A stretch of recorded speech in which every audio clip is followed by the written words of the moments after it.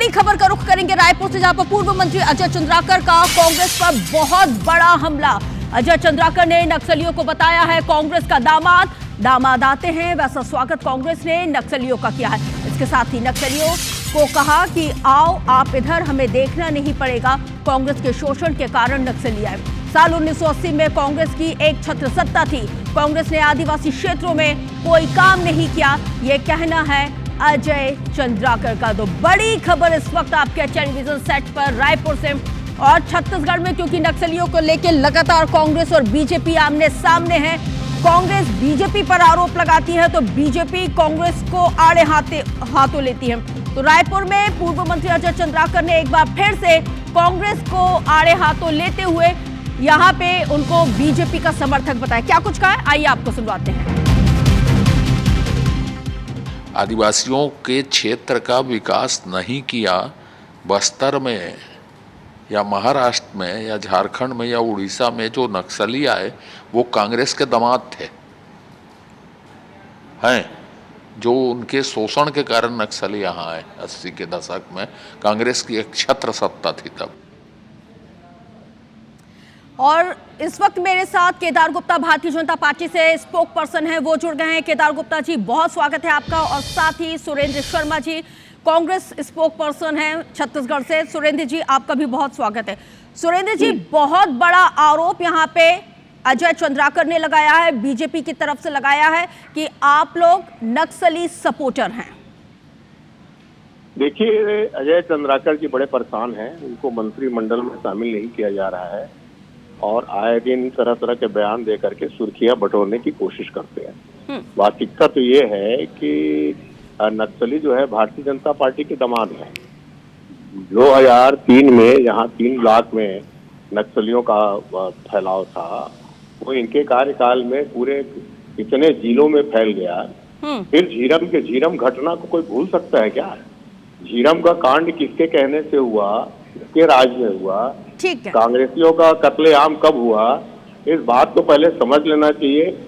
मैं तो कहता हूं कि अजय चंद्राकर जी को मंत्रिमंडल में जल्दी शामिल करें ताकि वो अपना वक्तव्य बंद करें। ठीक है केदार गुप्ता जी, सुरेंद्र शर्मा जी का कहना है कि भाई झीरम कांड आप लोगों की शाह पर हुआ। देखिए, बहुत अच्छी बात है। झीरम कांड की सत्यता कवासी लखमा ने माननीय चरणदास महंत जी को बताई थी और चरणदास महंत जी ने टीवी चैनल में रिकॉर्डिंग है, वो ऐसे हाथ दिखाया था कि उधर से क्यों ले गया। तो ये आपस में बात करें, जो माननीय अजय चंद्राकर जी ने कहा दामाद हैं, तो वो बात का सबूत है कि कवासी लखमा माननीय चरणदास महंत जी को क्या बता रहे थे। और ये 5 साल जो भूपेश बघेल की सरकार रही, खाली अपनी राजनीतिक रोटी सेकने के लिए नक्सलवादियों का इन्होंने सहयोग किया और उनका सहयोग लिया। 10 से ज्यादा हमारे कार्यकर्ता भाजपा के मारे गए नक्सलवादियों द्वारा और उसे नक्सली घटना घोषित कर दिया, जबकि वो राजनीतिक हत्या थी। अपना राजनीतिक वजूद बचाने के लिए कांग्रेस पार्टी ये घटना कर रही थी। यही आरोप तो कांग्रेस आप पे लगा रही है कि ये पॉलिटिकली असैसिनेशन नक्सलियों के जरिए भारतीय जनता पार्टी ने कराया है। सुरेंद्र जी ने तो अभी इसी बात का जिक्र किया है। मैं तो आपको बताया ना, आप शायद उस समय यहाँ छत्तीसगढ़ में थी कि नहीं मैं नहीं जानता। जब चरणदास महंत कवासी लखमा से मिलने गए झीरम के बाद, तब कवासी लखमा ने चरणदास महंत जी को बताया, तो चरणदास महंत जी ने हाथ दिखाया कि अब किसी को मत बताना। तो जरा वो बात को सामने करें। ठीक है सुरेंद्र जी, जवाब दीजिए। एक बात का और जवाब ले लीजिए। माननीय भूपेश बघेल जी जब विपक्ष में थे तो कहा था कि झीरम के सबूत मेरे जेब में है। 5 साल तक वो सबूत क्यों नहीं निकले? इसलिए झीरम का दुख हमको भी है, उजागर तो करना पड़ेगा, किसके जेब में सबूत है सामने लाए। सुरेंद्र जी जवाब दीजिए, गंभीर आरोप है, सिर्फ कह देने से, आरोप लगा देने से आप लोग भी बच नहीं सकते ना, यही बात तो केदार जी कह रहे हैं। देखिए, मैं झीरम का चश्मदीद गवाह हूँ। घटना के समय मैं स्वयं मौजूद था, मेरे पैर में गोली लगी थी, पूरी पुलिस गायब थी, पूरी सुरक्षा व्यवस्था गायब थी। ये किसके अधीन है? ये सरकार के अधीन होता है ना। और सरकार ने पुलिस को गायब क्यों किया? सुरक्षा कर्मी को गायब क्यों किया? जब पूरा पूरी जानकारी थी तो उसको रोकने का प्रयास क्यों नहीं किया? ये अपने आप में सिद्ध होता है कि नक्सली जो है भारतीय जनता पार्टी के दामाद है।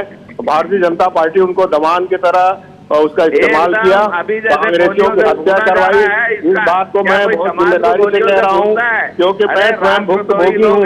मैं स्वयं सामने में देखा हूँ इस घटना को, मैं अपने सामने में देखा हूँ कुशेदार भाई, जो है पुलिस जिस तरह से गायब की गई थी, छत्तीसगढ़ के विकास से दूर पुलिस को जिस तरह से गायब किया गया था, सुरक्षा व्यवस्था जो नहीं की गई थी, उसके लिए कौन जिम्मेदार है, इस बात को बताने की आवश्यकता है। सुरेंद्र जी यहाँ पे केदार जी कह रहे हैं ना कि वो इशारेबाजी क्या थी, वो इशारा किस लिए किया गया था, उसका भी तो जवाब मांग रहे हैं, क्योंकि आप तो प्रत्यक्षदर्शी हैं, आपके तो पैर में भी अरे गोली मैं लगी तो थी। प्रत्यक्ष प्रमाण को बोल रहा हूँ ना, किसने ये बताओ, किसके कहने पे पुलिस गायब क्यों थी ये बताइए आप। ठीक है, कवासी लकमा कैसे चलिए ठीक है तो बताइए सुरेंद्र जी, आप। सवाल जब प्रश्न आप उठाएंगे तो आपसे भी जवाब मांगा जाएगा। केदार जी आपसे भी मांगा जाएगा जवाब, क्योंकि साल जिस वक्त झीरम कांड हुआ था तब सत्ता में आप ही लोग थे, तो यहाँ पे सवाल दोनों से ही होंगे। बहुत शुक्रिया हमारे साथ जुड़ने के लिए, बातचीत करने के लिए, अपना पक्ष रखने के लिए।